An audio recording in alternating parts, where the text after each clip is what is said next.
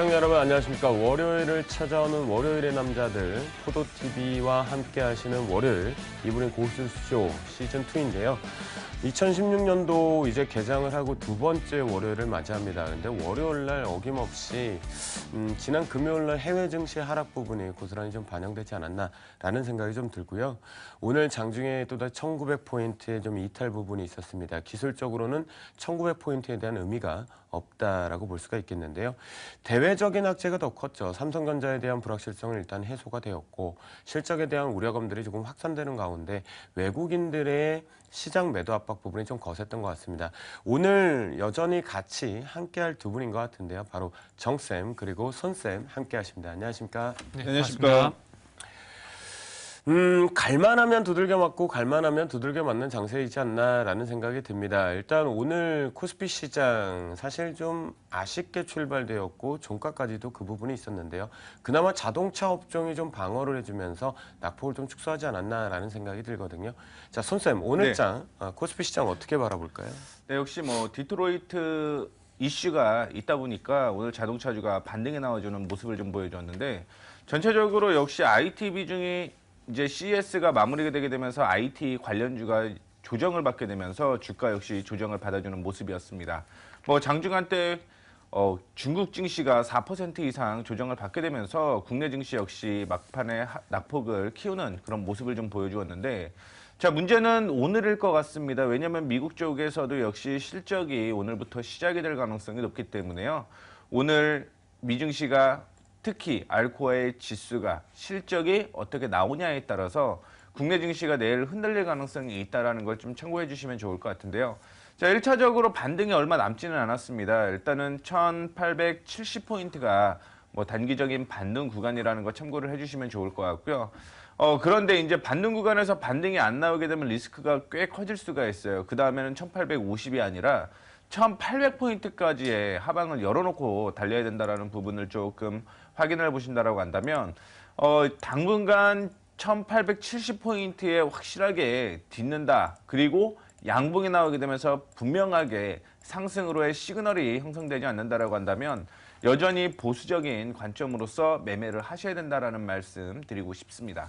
근데 손쌤 오늘 최종 6시 수급에서 외국인들의 매도 자체가 4천억대에 마무리됐던 게 3천억 정도 매수세가 좀 붙었거든요. 네, 맞습니다. 이 부분은 오히려 좀 호재로 받아들여야 되지 않나요? 일단은 지난 미증시 쪽으로 잠깐만 또 보게 되면 오늘부터 실적이 또 발표가 돼요. 그런데 이제 4분기 실적까지는 뭐 큰 악재는 아닐 것이다라는 이슈가 좀 많을 것 같아요. 그래서 알코아의 실적이 어느 정도에 받쳐주냐에 따라서 외국인의 수급이 들어올 가능성이 있는데 만약에 예상치, 즉 컨센서스에 부합하지 못한다라고 한다면 그 다음에 조정받을 가능성이 있기 때문에 지금 외국인의 수급은 크게 의미는 없는 것 같아요. 다만 그걸 받아주는 기관이라든가 개인들이 얼마나 받아주냐의 차이가 있을 가능성이 높고요. 중요한 건 외국인 기관 수급의 문제가 아니라 정확하게 매도를 하더라도 1870포인트를 지지하는지의 여부를 더 중요하게 생각을 하시면 좋을 것 같습니다. 손쌤은 일단 수급은 의미가 없다라는 의견을 좀 주는 것 같습니다. 일단은 뭐 내일 뚜껑이 열려봐야 시장에 대응할 수 있다라는 코스피 시장이다라고 정리를 좀 해주셨고요. 자, 오늘 기관과 외국인 동반해서 계속 거침없이 매도가 좀 나오고 있죠. 특히 이제 코스닥 같은 경우는 성장성도 있고 실적이 좀 바탕되고 있는 종목군들이 많이 포진돼 있음에도 불구하고 기관 매수세가 전혀 코스피 대비해서는 들어오지 않고 있습니다. 정쌤 오늘장 사실 뭐 3D 프린터 시장이 5년 내에 40배 성장, 또 태양광 쪽의 덤핑 과세 부분으로 해서 수혜 부분도 나왔고요. 로봇도 있었음에도 불구하고 코스닥도 여전히 계속 좋지 못했거든요. 네.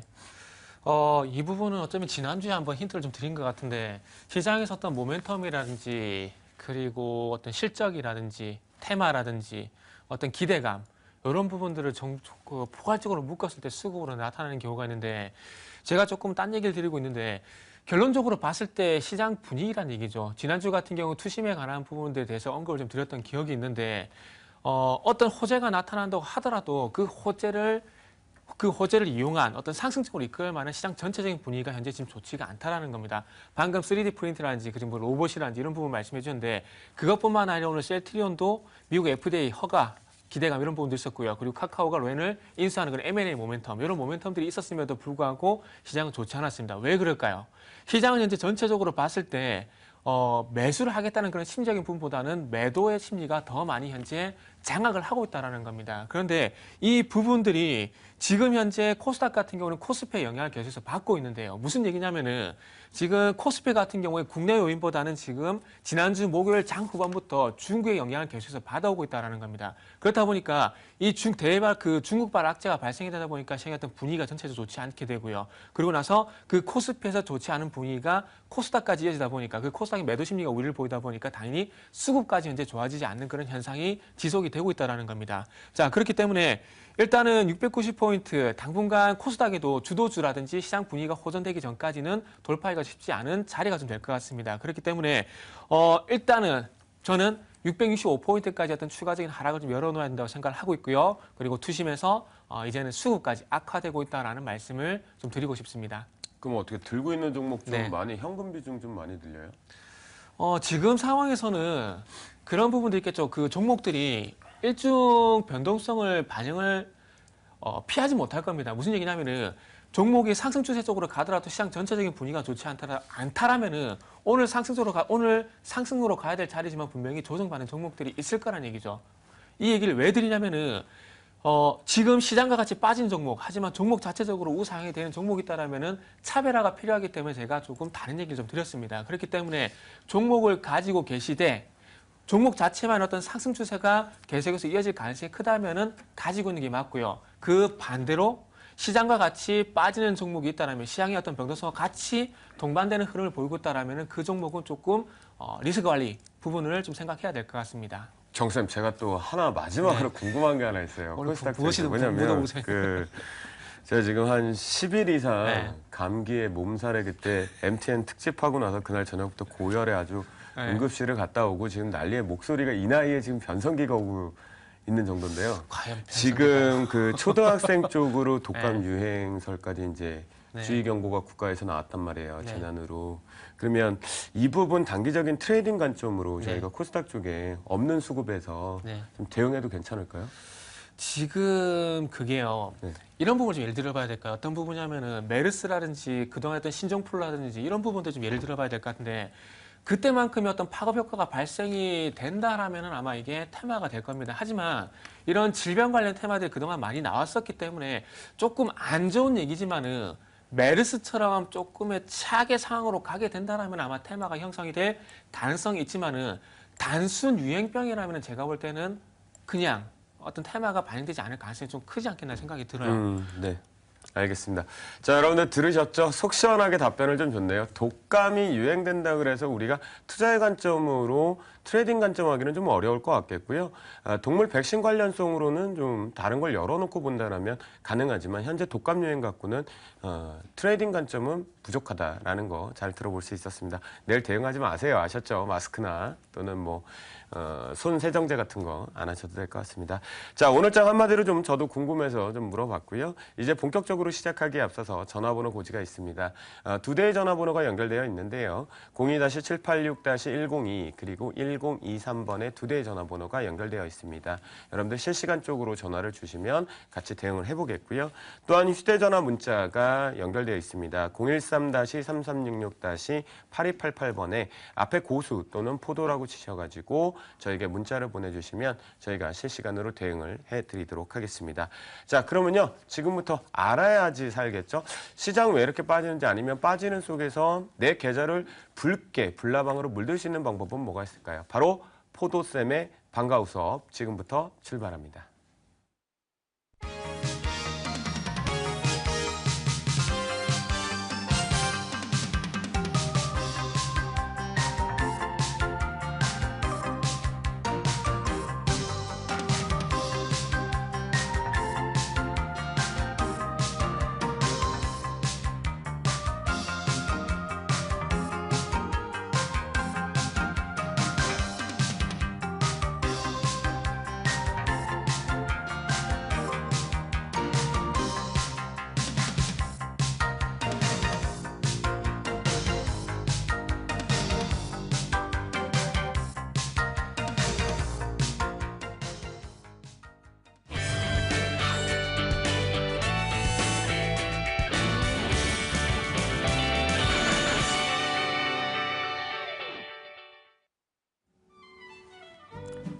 네, 방과후 수업의 손쌤 손대상입니다.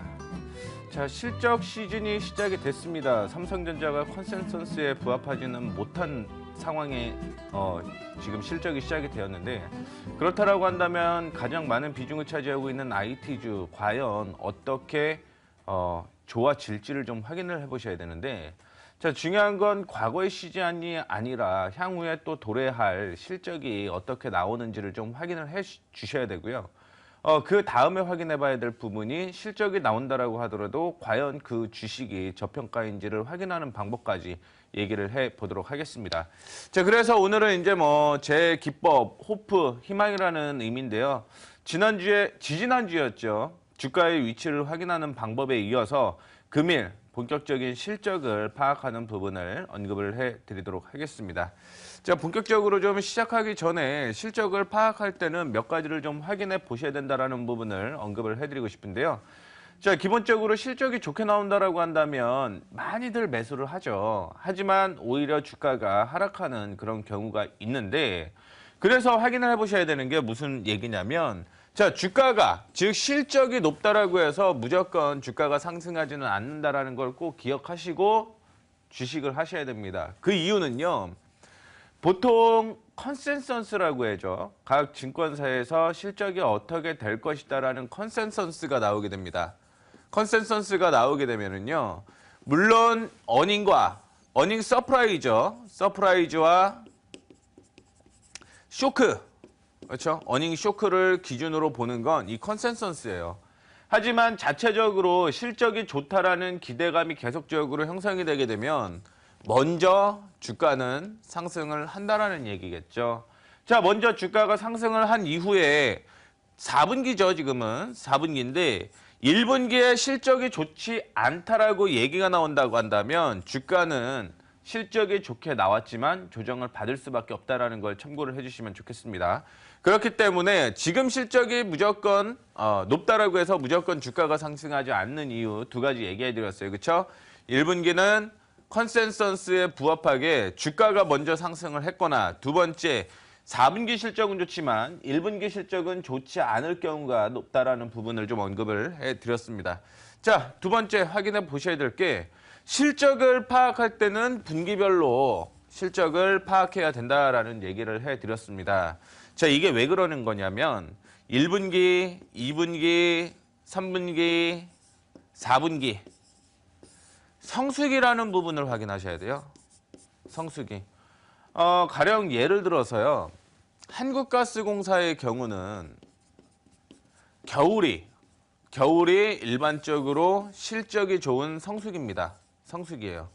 이럴 경우는 실적이 아무리 높게 나타난다라고 하더라도요, 분기별로 파악이 되지 않는다라고 한다면, 즉 지금은 2015년 4분기를 확인해 보셔야 되는데 2014년 4분기보다 실적이 좋지 않고 떨어진다라고 한다면, 이거는 아무리 연간 실적이 좋다라고 하더라도 주가는 하락을 할 수밖에 없다라는 걸 기억을 하셔야 됩니다.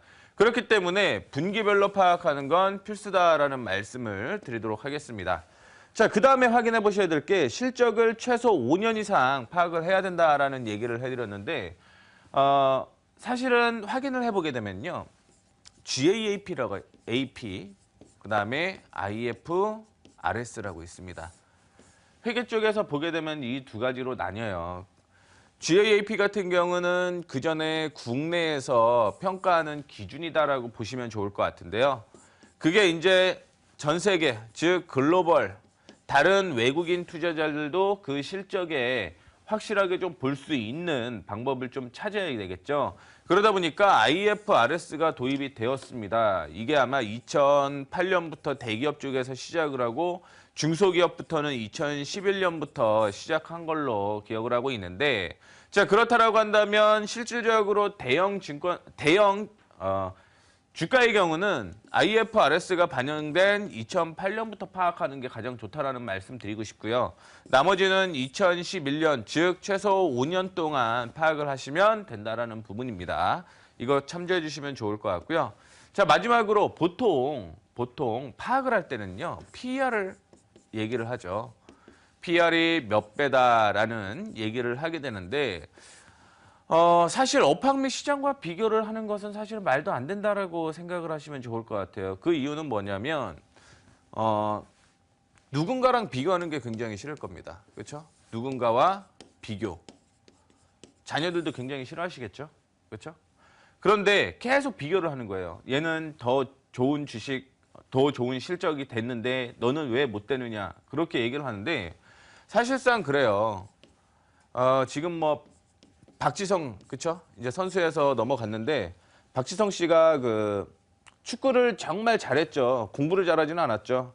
또 김연아 선수, 전 선수죠. 김연아 선수 역시 공부는 모르겠습니다. 하지만 각자 맡은 분야는 굉장히 달랐다라는 거죠.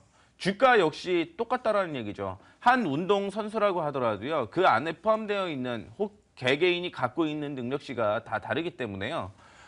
업황 시장과 비교하는 것은 금물이고요. 본연 자기 자체 역사적으로 이 친구가 어떤 위치에 있었는지를 확인해보고 주가를 파악을 해야 된다라는 거. 그 안에서 비교해야 된다라는 부분을 얘기를 해드리고 싶습니다. 그래서 예시를 한번 진행을 해보도록 하겠습니다. 자, 이 종목은요, 809원.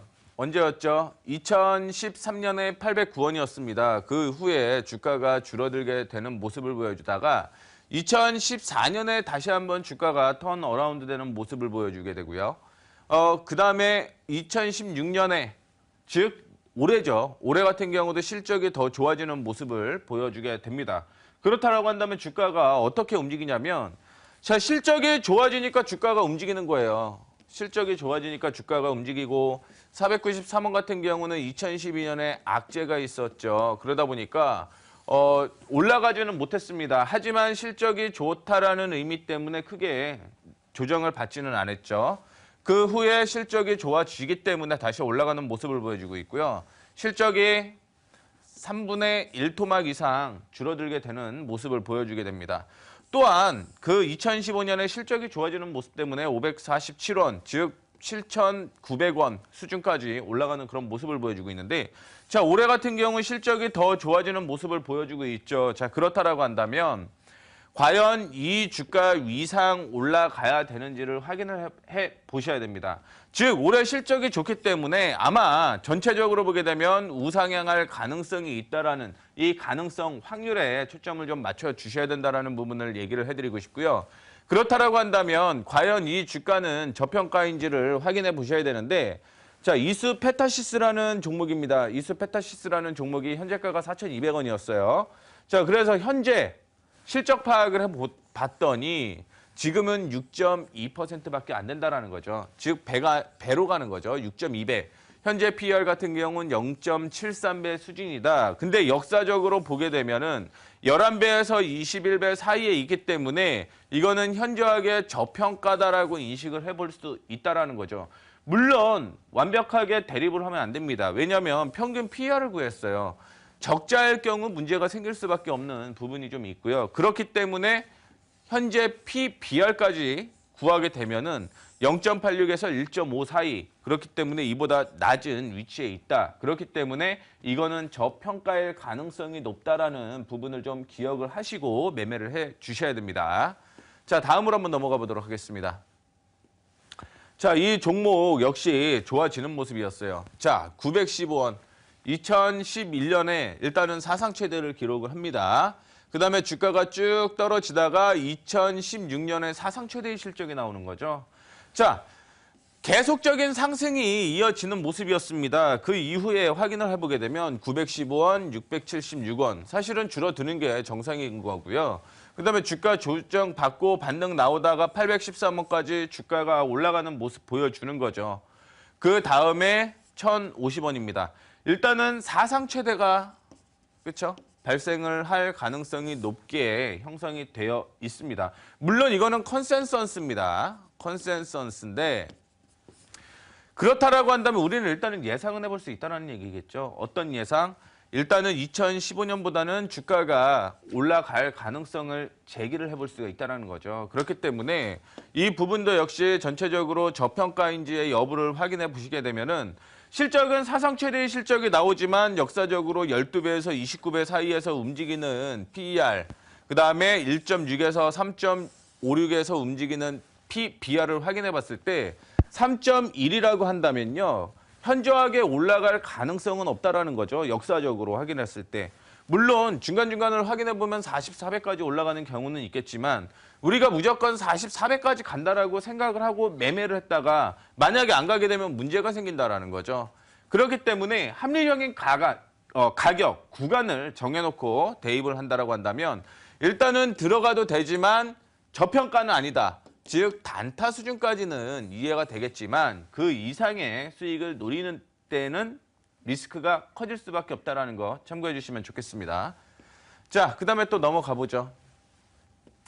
자, 이번에는 2012년에 5,284원이었습니다. 그러다가 적자가 기록이 되었고 올해부터 흑자, 3,000원대 흑자가 기록이 되는 건데 뭐 주가는 계속 빠질 수밖에 없었던 거죠. 사실은 실적이 좋지 않았기 때문에. 그런데 3,974원이면 적어도 이 수준인 거죠. 이 수준까지는 가야 되는 게 일반적인 정석인 거죠. 그런데 불구하고 적자에서 흑자 전환이 되기 때문에 주가가 하반기부터 탄력을 받기 시작하는 모습이었습니다. 자, 이거는 어떻게 되는 거죠? 이거는 자, 적자에서 흑자로 전환될 가능성이 있기 때문에 이거는 사실은 PR을 가지고 구하면은 문제가 될 수밖에 없다라는 겁니다. 물론 평균적으로 그냥 구해 봤을 때요. 10.07배입니다, 현재. 그런데 평균으로 보면은 일단은 현저하게 저평가인 거는 확인이 되겠지만 실질적으로 적자에서 PR로 구한다는 것 자체가 문제가 생길 수 있다라는 부분이죠. 그렇다라고 한다면 PBR을 확인해 보셔야 되죠. 0.67배에서 1.12배 사이에서 움직이는 겁니다. 자, 그런데 불구하고 0.47배 사이에서 움직이기 때문에 이거는 저평가다라는 인식을 확인을 해 볼 수 있다라는 부분을 얘기를 해드리고 싶어요. 분명히 우리는 PR과 PBR을 쉽게 구할 수 있습니다. 거기에 따른 역사적인 흐름도 확인이 되고 있기 때문에 이거를 저평가인지 고평가인지 논리니 확인이 된다라는 부분을 얘기를 해드리고 싶고요. 자, 마지막으로 하나 더 보죠. 하나 더 보도록 하겠습니다. 지금 750원이 2013년이었죠. 2013년에 750원을 벌어들이고 2014년에 251 적자를 기록을 했다가 이제 다시 흑자로 전환되는 모습을 보여주게 됩니다. 자, 어떻게 됐든 흑자로 전환되는 모습을 보여주게 되면서 기대감이라는 게 생길 거예요, 아마. 흑자 전환 기대감. 하지만 역사적으로 확인을 해보게 되면 상반기에 기대감 형성됐다가 실질적으로 하반기에 기대치만큼 안 나오게 되기 때문에 떨어지는 거죠. 원래 연초에는 장밋빛 실적이 나오게 됩니다. 그런데 막상 까보게 되면 그렇지 않다라는 얘기겠죠. 어쨌든 흑자 전환만 된다라고 한다면 지금 2015년 안에서 움직이던 이 실적보다는 더 좋아야 된다. 좋아야 한다. 그렇죠? 이 부분인데 중요한 부분은 BPS를 확인해 보겠습니다. BPS도 떨어지고 있는 거죠. 자, PER 아니면요. PBR을 구해야 되는데 PER이 적자였기 때문에 문제가 생길 수 있는 건 PBR로 구하셔야 됩니다. 맞죠? 그런데 이걸 또 확인을 해보게 되면요.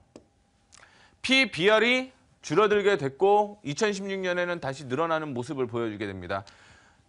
실적이 안 좋아지려다가 좋아진다는 얘기예요. 기대는 형성이 될 가능성이 있다는 거죠. 근데 여기에서 이거는 확인해 보셔야 됩니다. 이거는 35.16입니다. 그렇죠? 이거는 0.86이에요. 그런데 PER로만 보게 되면 고평가인 거죠. 사실은. 그렇죠? 고평가입니다. 물론 여기 적자가 포함되어 있기 때문에 이 평균 PER을 굉장히 많이 잘라먹는 그런 모습을 보여주고 있는데 PBR로 보면 굉장히 저평가다. 이런 거는 중장기적인 관점으로 보셔야 된다는 말씀 드리도록 하겠습니다. 자, 오늘은 두 번째 호프의 O를 설명을 해드렸는데 다다음 주에 그다음에 또 있으니까요. 저는 다다음 주에 찾아뵙도록 하겠습니다. 감사합니다.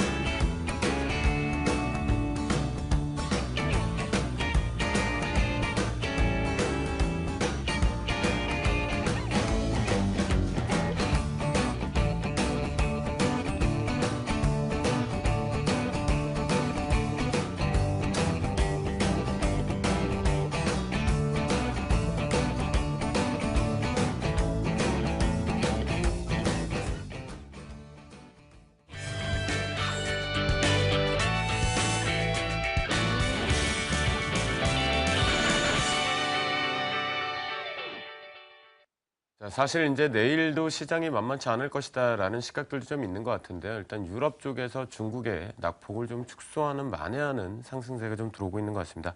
되길 바라보도록 하겠는데요. 자, 첫 번째 시청자분이 연결되어 있다고 합니다. 우리 정샘을 통해서 한번 대응해 볼까요? 네, 오늘 제가 먼저 좀 네. 해보도록 하겠습니다. 안녕하세요. 안녕하세요. 네, 반갑습니다. 안녕하세요. 네. 오늘 또 어떤 종목이 애를 먹이시길래 전화 주셨습니까? 저 네오팜요. 종목명 말씀하신 김에 예. 가격하고 비중도 같이 말씀해 주세요. 네오팜이 예. 36,800원에 20%요. 그러시구나. 이 말 안 듣는 자식이 어떤 부분을 좀 고쳐드려야 될까요? 36,800원에요. 예, 예. 근데 이렇게 36,800원 에? 떨어졌어요. 예? 너무 많이 떨어졌어요. 그죠.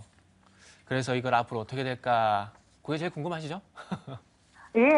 네.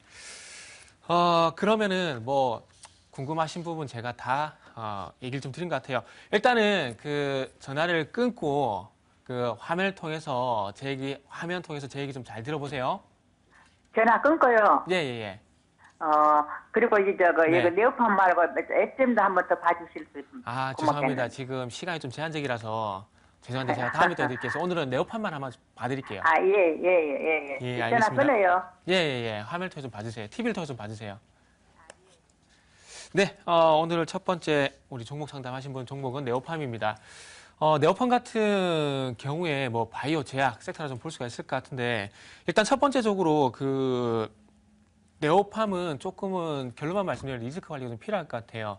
왜냐하면 네오팜 같은 경우 2014년부터 아토팜이라든지 제로이드 이런 신제품이 나오게 되면서 여기서 실적 개선세뿐만 아니라 2015년 최고의 테마가 뭐였죠? 바이오 제약이었죠. 그래서 그 흐름을 타게 되면서 마찬가지 7월달까지 강한 흐름이 나왔었지만은 그 이후부터는 이 회사가 좋고 안 좋고를 떠나서 일단은 제약 섹터 전반적으로 봤을 때 분명히 한미약품이라든지 이런 부분들이 다시 셀트리온 이런 부분들이 다시 반등 주는 부분들이 있지만은 상대적으로 지금 현재 소외가 되고 있다라는 겁니다. 그리고 더욱 뚜렷한 부분은 지금 이제 코스닥과 상당히 유사하게 움직여주고 있다라는 거죠.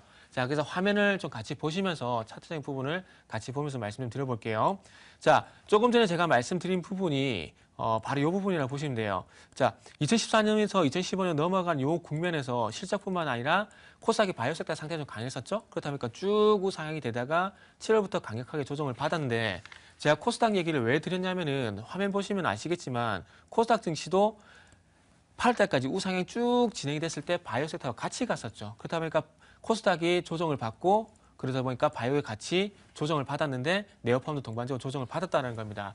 이런 스토리로 인해서 현재 이 종목이 현재 조정이 진행이 되고 있는데 자, 그렇다면 앞으로 뭐가 중요하냐? 이게 결론이라 볼 수 있을 것 같은데요. 자, 지금 현재 네오팜의 실적이 안 나오는 건 아닙니다. 실적은 안 나온 건 아니기 때문에 현재 241선을 지켜준지 봐야 된다는 거죠. 241선은 장기 성장성이고 장기 추세이기 때문에 장기 성장성이 유효하다는 건 실적 개선세가 계속 유효하다고 볼 수가 있겠죠. 그렇기 때문에 지금 현재 241선 정도 있는 가격이 31,000원입니다. 지금 시장 때문에 좀 빠지는 부분이 있겠지만은 시장 때문에 빠졌다가 시장이 반등을 주면서 다시 올라오게 된다면 다행이겠지만은 만약에 그렇게 되지 않을 가능성도 있거든요. 그렇기 때문에 일단은 이 종목은 현재 비중이 20%인데 241선 31,000원을 만약에 이탈을 하게 된다면 1차적으로 리스크 관리 비중 축소가 좀 필요할 것 같습니다. 그리고 이후에 종목이 241선 부분을 다시 한번 회복을 시켜주게 된다면은 그때 가서 다시 10%를 보태가지고 단가를 좀 낮춘 작업이 좀 필요할 것 같아요. 그래서 결론만 간단히 내자면은 241선 31,000원 가격대를 일단은 지켜준지를 먼저 우선적으로 체크를 하시라고 말씀을 드리겠습니다.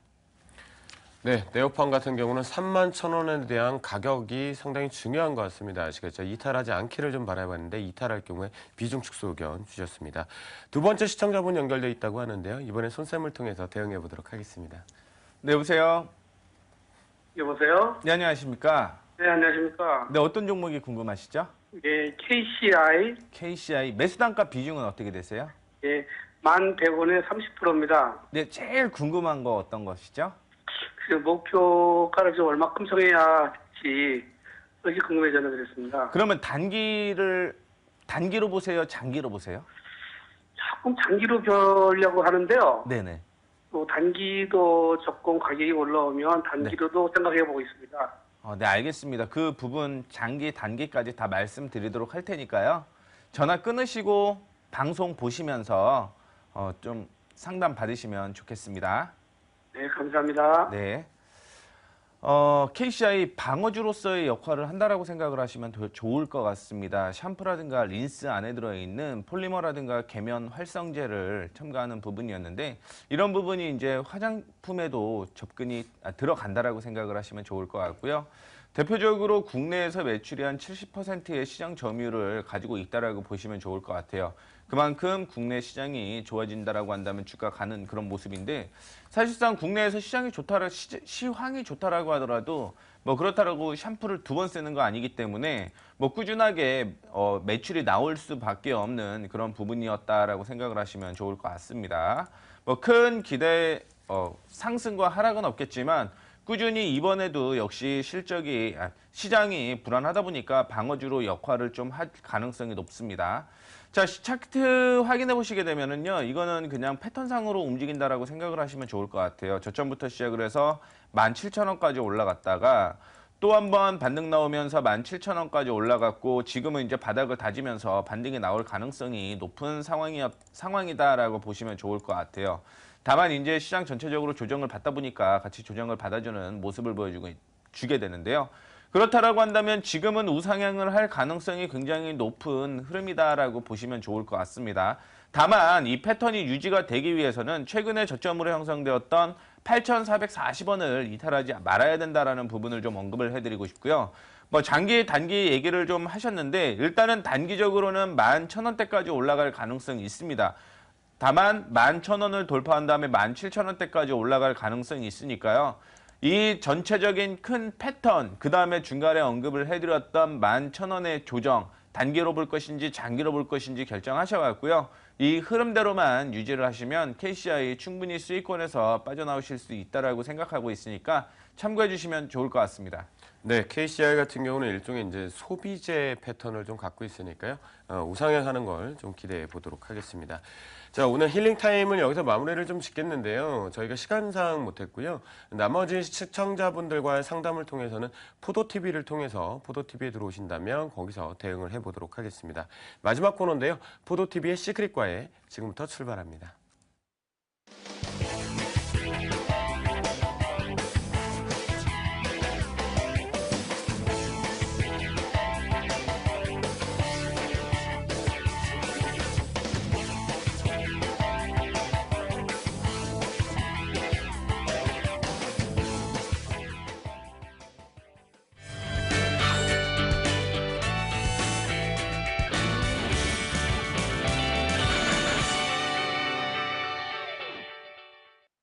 네, 이제 제 포트를 점검해 봐야 될 것 같은데요. 우리 손쌤, 정쌤 포트도 함께요. 화면을 통해서 살펴보겠습니다.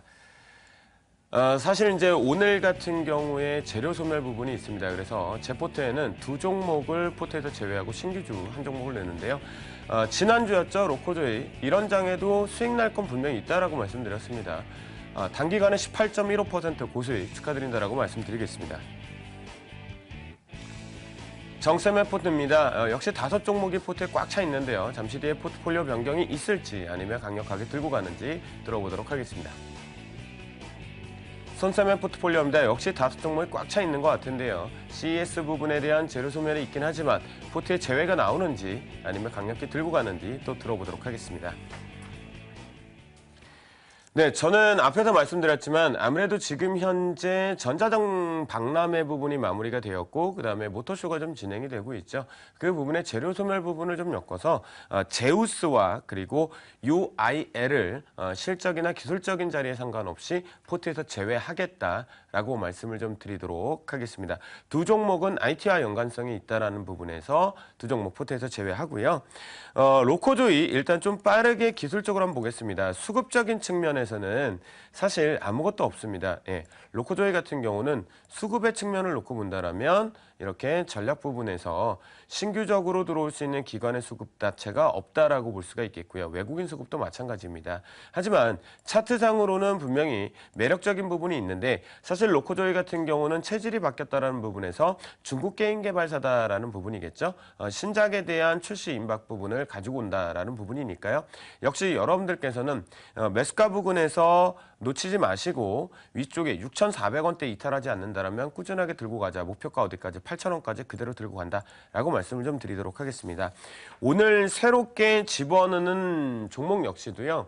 시장에서 사실은 주도 업종 쪽으로 가지는 않고 있습니다. 바로 게임주인 것 같은데요. 꾸준한 실적주, 이제 코스닥에서는 성장주보다는 실적주에 먼저 집중을 해야 되는 시점이다라는 부분에서 W게임즈를 말씀을 좀 드리도록 하겠습니다. 동세 같은 경우는 사실 신규 상장되면서 많은 기대감이 있었던 기업이다라고 볼 수가 있겠는데요. 소셜 카지노죠. 즉 SNS를 기반으로 한 W카지노를 통해서 꾸준한 성장을 갖고 있는데요. 최근에 유럽 쪽에서 날아온 희소식을 놓고만 보더라도 매출 추이가 다각화되고 있고 증가되고 있다는 거, 시장 점유율을 확대되고 있다는 부분이 성장성에는 문제가 없다. 아무래도 이 카지노성 게임은 꾸준한 성장이 계속 유지되고 있는 것 같습니다. 그래서 최근에 오버행 물량을 소화했다라는 부분도 역시 긍정적인 부분, 나올 매도 물량이 다 나왔다라는 부분에서 단기적으로 트레이딩 관점은 가능한 구간이다라고 보시면 좋겠고요. 차트상으로 좀 잠깐 놓고 보시면 역시나 오버행 물량이 빠져나가고 나니까 다중바닥 형태를 쥐고 있다라고 보실 수가 있겠는데요. 지난 12월 초에 바닥 이후에 12월 말쯤에 다시 바닥을 형성하고 단기적으로 좀 올라왔습니다. 그런데 시장 대비해서 좀 강하게 올라가다 보니까 하나를 두들겨 맞는 부분의 형태가 만들어졌다라고 볼 수가 있겠고요. 여전히 저는 포트에서 방송에 대한 원칙에서 매수를 들어가지만 여러분들께서는 53,000원 아래부터 해서 분할 매수하는 것이 수익률 부분에서는 좀 극대화시킬 수 있는 관점이다라고 바라보시면 좋겠고요. 목표가는 64,000원을 설정을 하겠습니다. 직전 고점 부분을 띄워넣어서 64,000원 이 정도 밴드로 우리가 위쪽에 형성되어 있는 매물대까지 끌고 가겠다라는 관점으로 바라보시면 좋을 것 같겠고요. 그다음에 마지막으로 잠깐 놓고 보시면 역시 이 모양입니다. 고점 대비해서 고점 자체가 낮아지고 있는 패턴으로 바라보실 수가 있겠고요. 이 부분의 역부분을 이용할 부분이기 때문에 저가 매수를 타이밍해서 목표가로 뚫고 가보자라는 부분이겠고요. 자, 손절가는 대신 조금 이제 새롭게 시작하는 관점이니까 조금 길게 잡아서요. 47,400원을 손절가로 설정해서 대응을 해보도록 하겠습니다. 그래서 두 종목 제어되었고 세 종목 그대로 바이오 관련 쪽, 진단 쪽 부분은 들고 가보자라는 전략으로 말씀드렸습니다. 다음으로는요, 우리 손쌤의 포트폴리오 들어보도록 하겠습니다. 네, 이번에 1월 달이 돼서요. 급등이 좀 나온 종목이 하나가 있습니다. 이 종목 AS 해드리고요. 그 다음에 뭐 변경하는 할지에 대한 내용을 좀 얘기를 해드릴게요. 자, 일단은 삼양홀딩스가 올해 들어서 급등이 나오는 모습을 보여주었습니다. 오늘 같은 경우 뭐 3.9%, 즉 4% 조정을 받아주는 모습을 보여주었음에도 불구하고 오늘까지는 괜찮다라는 말씀을 좀 드리고 싶습니다. 그래서 차트를 좀 확인해 보시게 되면 박스권을 돌파를 했을 때 주가는 올라간다라는 얘기를 했는데요. 역시 강하게 올라가는 모습을 보여주었습니다. 그리고 조정을 받아주는데 박스권 상단이기 때문에 오늘은 뭐 괜찮다. 그리고 거래량이 동반이 안 됐기 때문에 괜찮다라는 말씀을 좀 드리고 싶습니다.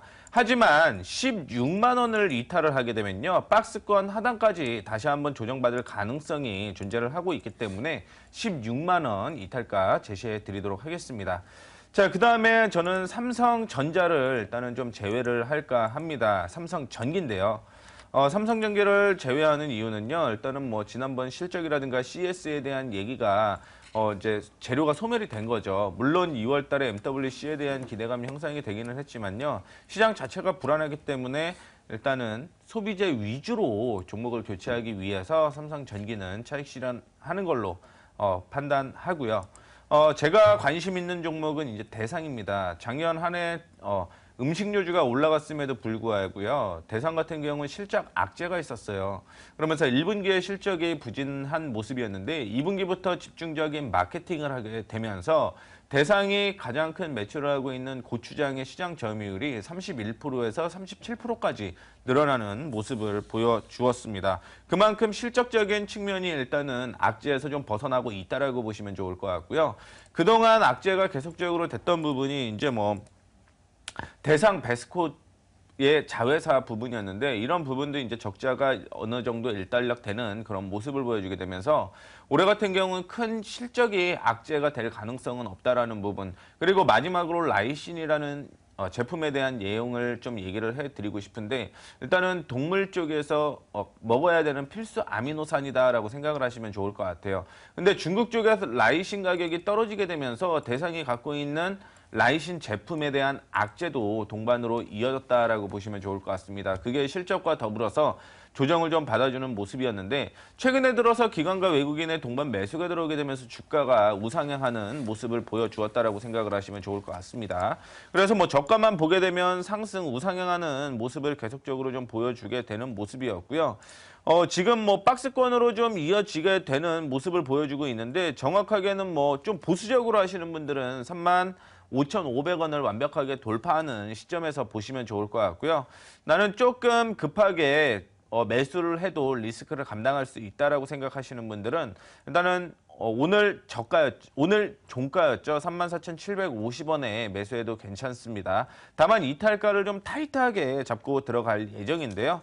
고점과 저점으로 확인을 해보게 되면요, 최근에 33,500원 부근, 33,500원 부근을 이탈하지 않는다라고 한다면 뭐 동반 매수가 들어오기 때문에 우상향할 가능성이 굉장히 높다라고 생각을 하시면 좋을 것 같습니다. 뭐 불안한 시장에서 소비재주만큼 그나마 시장 방어주로서의 역할을 하는 부분이 없기 때문에 저는 삼성전기를 제외하고요, 대상을 포함해 보도록 하겠습니다. 근데 시장 방어주 성격이라고 하려면 네. 원달러 환율 추이 봐야 되잖아요. 지금 그렇죠. 원달러 원화 약세가 계속 지속되는데 그 부분의 논리는 좀 안 맞지 않나요? 일단은 전체적으로 확인을 해보게 되면 원달러 환율이라는 측면도 있겠지만 중국 쪽에서의 라이신 가격이거든요. 그 라이신 가격이 상승을 한다라고 한다면 역시 대상이 갖고 있는 매출 비중이 굉장히 커질 수밖에 없다라는 부분을 좀 언급을 해드리고 싶고요. 라이신이 그동안 안 되다가 지금 되는 거거든요. 그렇다라고 한다면 신규 매출 쪽으로 충분히 잡힐 가능성이 있다라는 것도 기억을 해주시면 좋겠습니다. 최근에 그래서 그런지 보험이나 투신, 연기금 쪽 매수세가 상당히 공격적으로 좀 들어오고 있는 것은 바닥권을 탈피한다라는 관점에서 좀 긍정적인 것 같습니다. 자, 다음은요, 우리 정쌤의 포트폴리오 한번 들어가 보도록 하겠습니다. 네. 저 같은 경우에는 지금 현재 5종목 현재 교체를 하지 않고 계속 기존 종목들 유지를 하고 있는 상황인데요. 조금은 장기로 생각하는 부분들이 있기 때문에 원유선물부터 지금 서울반도체까지 계속해서 꾸준히 가져가고 있는 상황입니다. 일단은 먼저 서울반도체 쪽을 먼저 볼까 지금 하고 있는데요. 서울반도체 말씀 좀 드릴게요. 그 손쌤이 아까 전에 방과 수업에서 일단 실적적인 부분을 가지고 조금 어떤 도움이 될 만한 팁을 좀 많이 드렸는데, 일단 서울 반도체가 실적 대비해서는 조금 낮은 국면에 있는 종목이 아닌가라고 생각을 하고 있습니다. 어떤 근거로 그렇게 말씀을 드리냐면은 2010년대 서울 반도체가 어떤 실적의 피크를 치고 난 이후에 중국산 저가 제품으로 인해서 실적이 계속해서 꺾였었는데, 그로 인해서 2011년도 실적이 230억 가량을 기록을 했었습니다. 그 당시에 주가가 물론 또 23,000원 전후였고요. 그런데 올해 실적이 최소 못 잡아도 500억 이상 발생이 될 것이라고 이제 전체적으로 전가사 전체 예측을 하고 있습니다. 그런데 2011년도 230억 원일 때 23,000원 정도 가격이 됐었는데 지금은 500억 정도 발생이 되는데 2011년 대비해서 거의 더블 이상, 그러니까 물가 상승률을 감안을 하더라도 거의 더블 이상 현재 실적이 발생이 되고 있는데 현재 14,400원 수준을 현재 유지를 하고 있다는 거죠. 그렇다면은 실적 대비해서 상당히 서울 반도체는 아직도 저평가를 받고 있다는 부분들을 말씀을 좀 드릴 수가 있을 것 같습니다. 현재 화면을 보시면 아시겠지만, 자, 선을 한번 그어보게 된다면은 지금 현재 이 부분이라 보시면 될 것 같아요. 지금 2013년 부분이 2011년 부분이 이 부분인데요. 그리고 난 이후에 다시 실적 반등으로 이어지고 실적 개선세로 인해서 반등이 이어지고 난 이후에 다시 실적이 꺾이게 되면서 다시 하락이 나왔고요. 그리고 현재 지금 가격이 23,000원 부분과 그리고 14,500원 부분에서 이렇게 박스권 흐름이 현재 진행이 되고 있는데 현재 2015년뿐만 아니라 2016년에도 실적 개선세가 이루어질 것으로 전체적으로 예상이 되고 있습니다. 그러니까 2015년 같은 경우는 전체적으로 14,500원 전후와 14,500원과 그리고 23,000원 전에서 박스권 흐름이 진행이 되고 그리고 실적적인 부분들 그리고 주가의 어떤 바닥적인 부분들이 계속 다져지게 되면서 내년에는 충분히 반등으로 갈 수 있을 거라 생각을 하고 있습니다.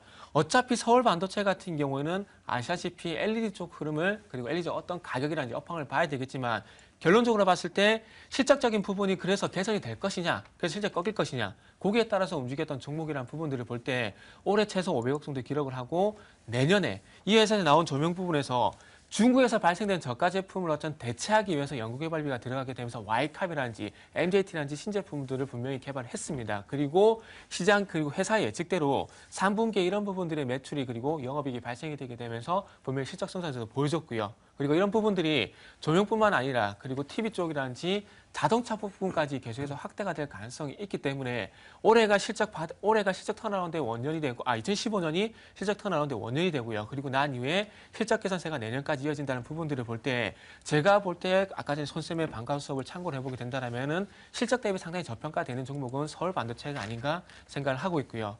그리고 기본적 분석할 때 저는 딱 한 가지를 보는데 판매 활동이란 현금 흐름, 영업 활동을 위한 현금 흐름 이 부분을 상당히 많이 참고를 하는데 무슨 얘기냐면 기업들이 어떤 판매 활동을 할 때 이 판매를 통해서 얼마만큼 돈을 많이 벌어들이냐 이런 부분들을 체크를 좀 많이 하는데 그 부분들이 어떻게 본다면 방금 말씀드린 영업 활동을 위한 현금 흐름으로 인해서 발생이 된다라는 거죠. 그렇기 때문에 그런 부분들이 개선되고 있다는 부분들을 본다라면은 그런 부분도 본다라면은 계속해서 어쨌든 연구개발과 들어갔고 거기에 대한 판매 활동이 지속이 되고 있다는 부분들을 본다라면은 실적 개선 충분히 이어질 수가 있고요. 시장만 조금만 안정을 찾게 된다라면은 충분히 다시 한번 반등 올라갈 수 있다라고 생각을 하고 있습니다. 그렇기 때문에 서울 반도체 조금은 첫 매수가 대비 가격이 많이 좀 하락이 되는 상황이지만은 충분히 우상향 가능하다는 부분들 절대 팔자리는 아니라는 부분들을 말씀드리고 싶어요. 그리고 마지막으로 삼리식품 한번 좀 보도록 할게요. 자, 그 지난주에 그 미국 쪽에서 그 버거 새로운 런칭에 대한 부분들을 말씀을 좀 드렸는데요. 그 부분들이 일단은 실적으로 이제 반영이 되고 있는 것들이 있지만은 241선 부분에서 저희 반등이 여의치가 않다는 부분들이 이제 나타나고 있어요. 자, 차트 잠시만 좀 보도록 하겠습니다. 자, 요 종목의 지금 현재 문제점은 그 28만 3천 원 요 가격대를 빠르게 좀 올라타주느냐 요게 현재 관건이라고 보시면 되거든요. 그래서 요 종목을 매수하신 분들은 일단 28만 3천 원을 올라타는지 한번 체크를 하시는 게 좋을 것 같고요. 그리고 난 후에 2차적으로 확인돼야 될 가격이 31만 5천 원 정도 부분이기 때문에 지금 요 종목을 매수하신 분들은 241선 전에서 가격적인 어떤 기술적인 부분을 확인하고 있기 때문에 28만 3천 원을 이번 주 주중 내에 회복을 하게 된다라면은 충분히 우상향을 한번 노려보시라. 이렇게 좀 말씀을 드리도록 하겠습니다. 네. 오늘 같은 경우는 사실은 새해를 맞이하면서 포트폴리오가 그대로 좀 유지됐는데 지난주 같은 경우는 제가 로코조이 한 종목을 신규 편입을 했거든요. 고색 부분이 지금 발생되고 있는 시점에서 오늘 역시 저도 포트 변경이 있었어요. 그리고 손쌤 역시도 포트 변경이 발생됐다는 거 꼭 기억을 좀 해주시고요. 정쌤 포트만 그대로 유지되고 갔으니까요. 화면을 통해서 다시 한번 정리해 보도록 하겠습니다. 네, 저 같은 경우는 두 종목 제우스와 UIL을 전자박람회 부분에 대한 재료 소멸 부분과 수급적인 부재 부분의 탄력 둔화로 두 종목을 제외하고요. 새롭게 W게임즈 성장성에 대한 부분이 아닌 실적으로 가지고 간다라고 말씀을 드렸습니다. 손쌤 역시 삼성전기를 재료의 소멸 부분으로 잡았다라는 부분 확인을 해주시면 좋을 것 같겠고요. 또한 삼양홀딩스 기술적인 부분으로 전략 세워주셨습니다. 신규주로 삼성전기를 포트에서 제외하고 대상을 편입합니다. 정쌤은 현재 5종목 모두 다 보유하고 있는 의견을 주셨는데요. 서울반도체 부분에 대해서 전략을 기업을 분석하는 방법 잡아주셨다라고 보시면 좋을 것 같겠습니다. 네, 오늘 마지막 수급에서 외국인들이 3천억 매수했던 것이 거짓이 아닌 진짜이고 내일 슈팅 가기를 바라보도록 하겠고요. 우리 손쌤, 정쌤, 그리고 저 주쌤, 포도TV 포도쌤들 오늘 방송 여기서 마치도록 하겠습니다. 다음 주 월요일 날 또 찾아뵙도록 하겠습니다. 시청해주셔서 감사합니다.